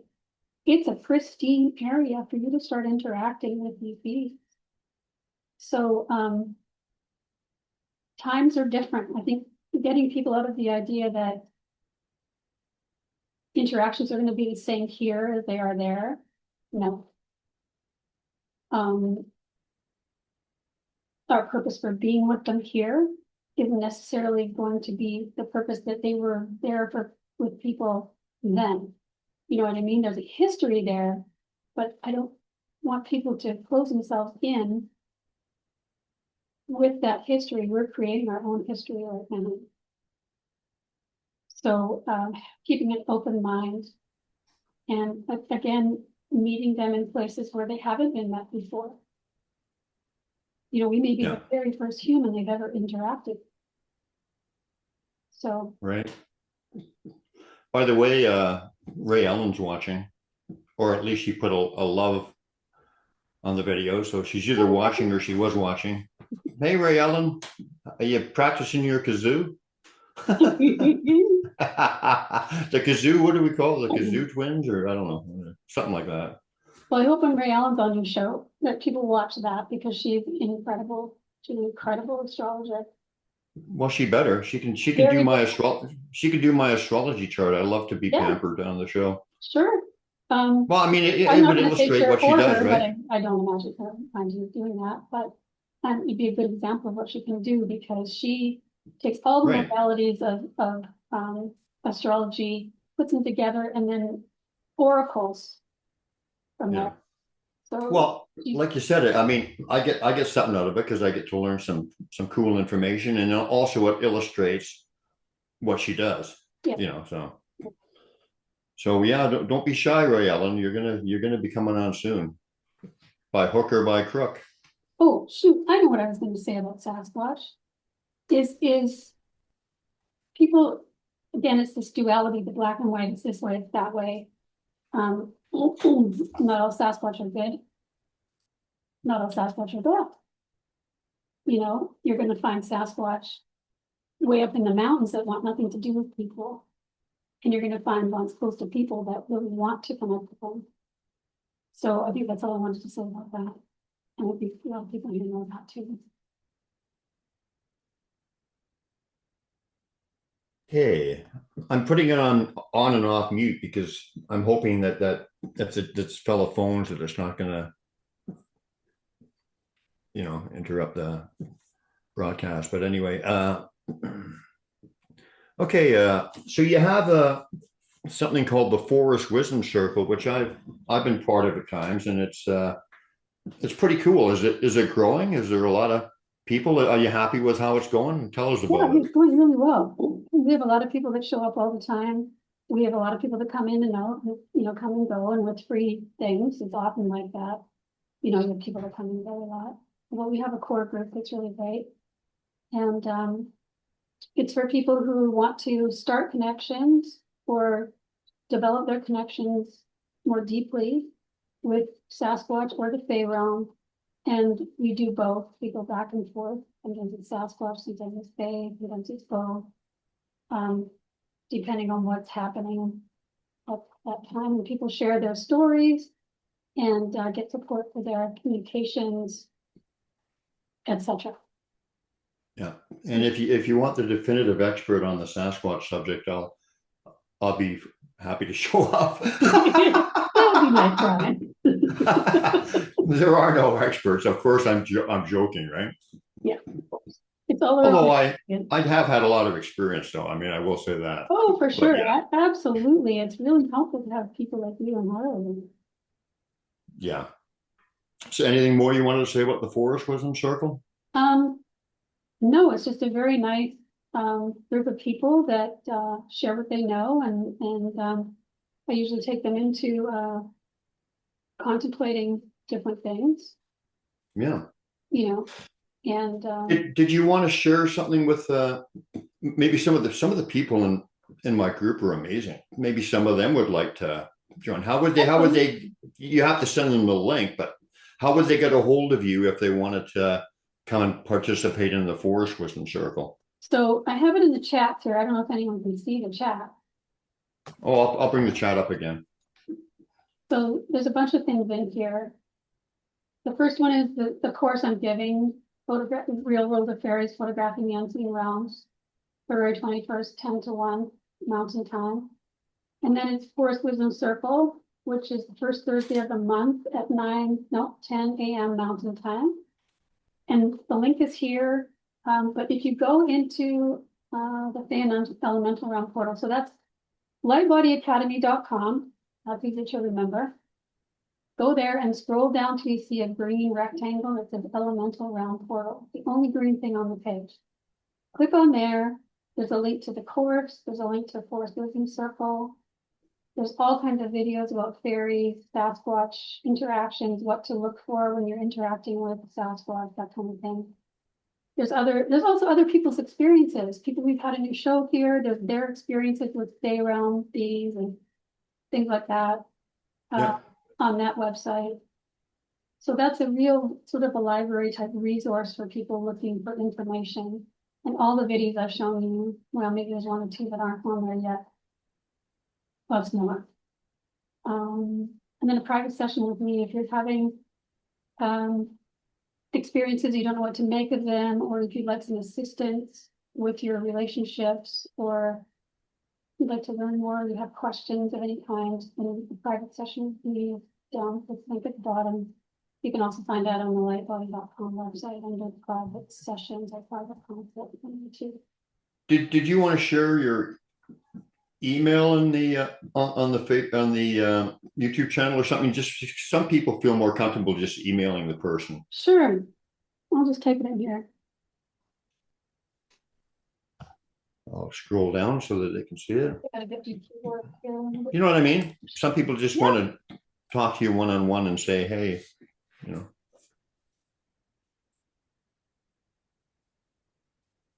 This has been an amazing show. I've really enjoyed it. Well, getting to talk to you again is always nice, but yeah, it's been a really nice show. Well, I'm glad that it's enjoyable for you, and I hope that it's helpful for people. For sure. That is really helpful. Thank you so much for having me. There's my email. There you go. So if people can see that, I'll also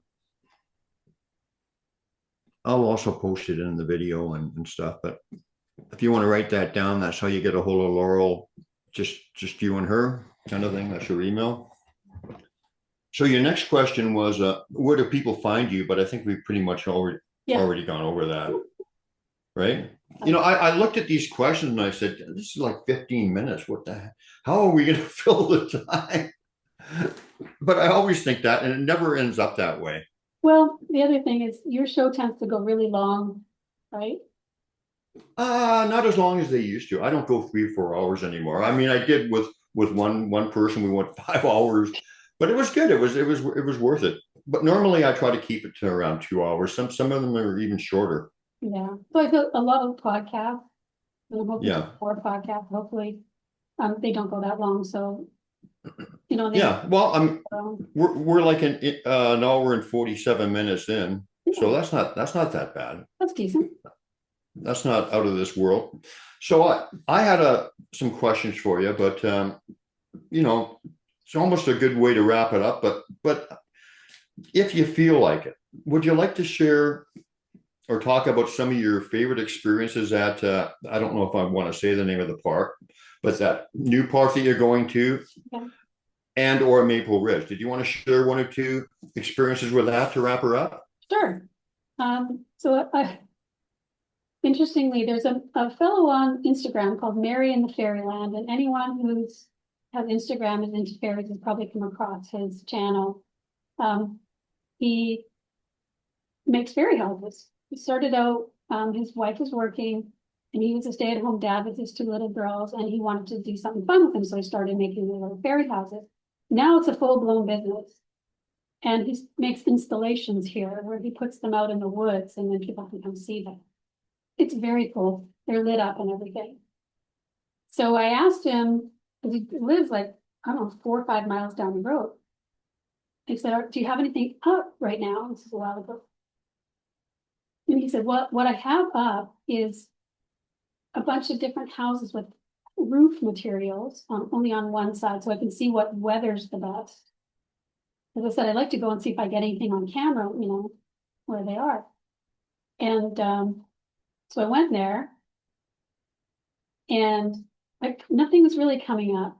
It wasn't giving me the right feeling. But I could see a Sasquatch structure in there, so I thought, oh my gosh, there's Sasquatch here. Of course there's Sasquatch here. It's like a nature park, and it's huge. It's like 6 kilometers square in the middle of a city. So it's basically just forest with some trails in it.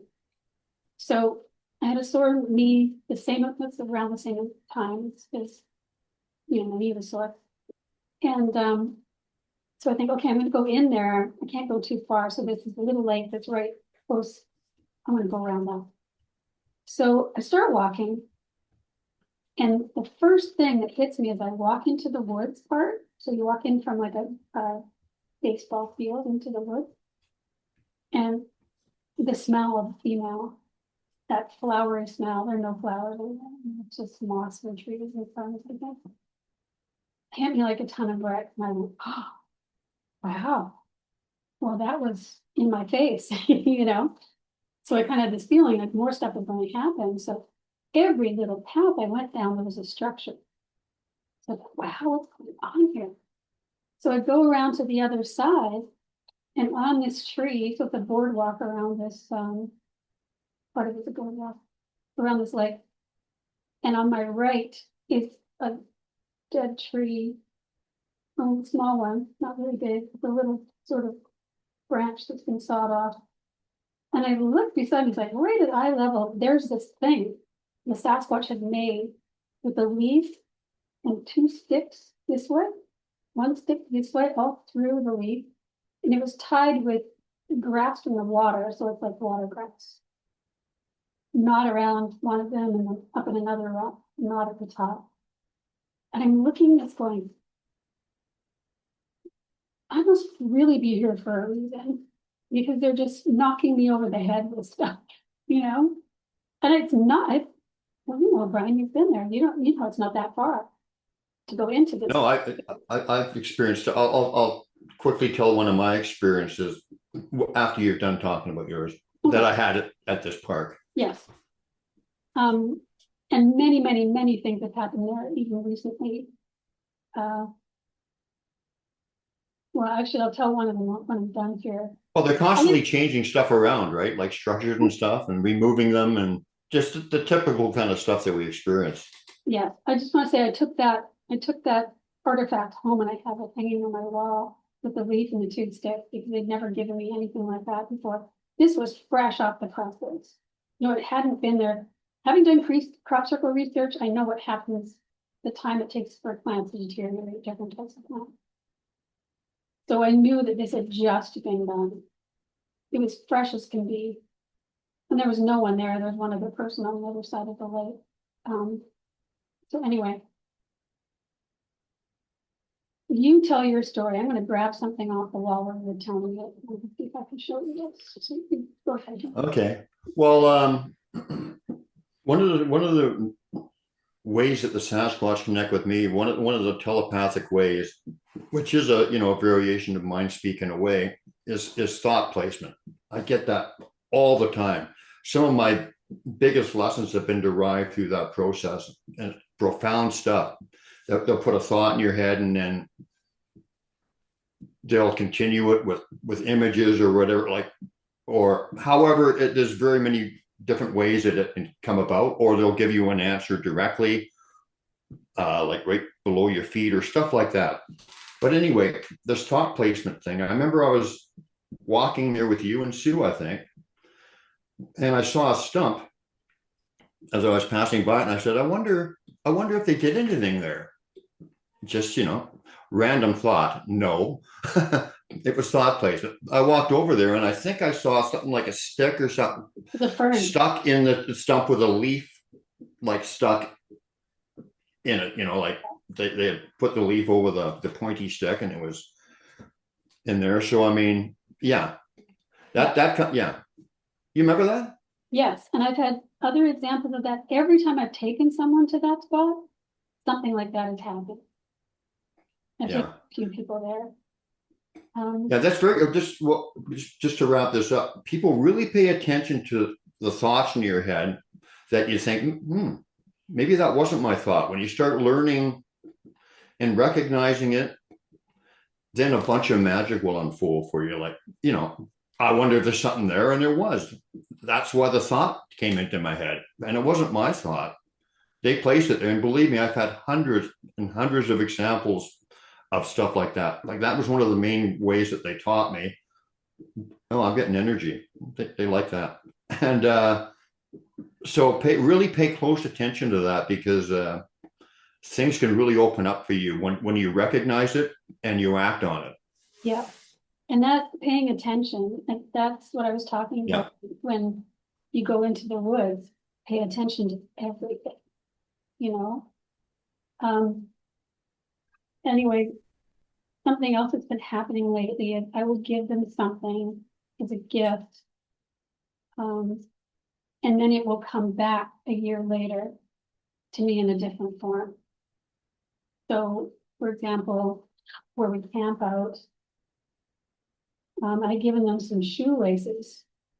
And when I came back the following year, there was an X tied with a shoelace that I given them the year before. So this next thing, so when I go to Muddy Park, when I go there, they're I was saying park, you did, but I know whatever, it I doesn't blew it, matter. I blew it. It doesn't matter. It doesn't No, matter. it doesn't matter. You know what I mean? People can go there and have experiences which is fantastic. So Yeah. anyway, so it seems like in spring they just lay stuff out. So there's this one section as we first go in where it's bare underneath the trees. There's a few sections like that where we do different things. And this one had one thing after the next, after the next, after the next. And then I go back and we've taken it all down and we've done something else. So one of these times I go and they've made this little, the big fire pit thing. Yeah. There's this one really thick part of a tree limb that's been peeled. Oh, here, I'll show it to you. Here's the back. You see the green string. Mhm. I go and I say, okay, that's unusual. Why is that there? So go pick it up, and this is what's on the other side. Hold it right in front of your face because otherwise, yeah. Oh, that's amazing. Yeah. Oh, Okay, so okay. You can still see it. Yeah. This green string, a month or two earlier, I had left it for them somewhere else. Yeah. Well, moving around. another example. What's that? I keep getting bigger and smaller. I don't know what's happening. Yeah, another example of that is that cross that they left for our dear friend Gary. Well, he's more than a friend to you. Oh, just got a big. Maybe I think Gary's listening. I got oh man, that's Gary's a my wonderful. brother. That's a wonderful feeling. I just got something connected with something that was kind of sad, but loving too. Well, But anyway, remember when I found that cross and they did it etched in the grass, like almost looked like a grave plot. Yes. And the cross was tied with a piece of rose stem. Yes. And that was how you knew for sure it was for him because you were working with that rose stem or rose stems just prior to that. Yes. So this friend who plays the violin and I had gone into a fairy portal in that area and played. I played a harp. He was playing the violin to heal something called the fairy accord. So the fairy accord was an agreement between the humans that was broken in medieval times between the humans. So it's a repair. We're doing a repair of that by playing because music gets through the realms very easily. So we had put these pink roses, and why pink? Because red roses are signify love, and the white roses signify purity. And the humans brought the white roses in, the fairies brought in the red roses. So in medieval portraits, you will see anything that denotes a fae being, they'll be wearing red, and there'll be red roses. There'll be some red and green on their clothing, and the red roses will be in the picture. So we want to bring the realms together. So we put pink roses, red and white, and we put them all around this fairy portal that we were in, and then we played. So I knew what a rose stem looked like. That's what I'm trying to say. So, and this was just a couple of weeks or maybe a week afterwards. It was right after that, maybe two weeks afterwards that you found that tied with big baby rose, the little spray roses. Right.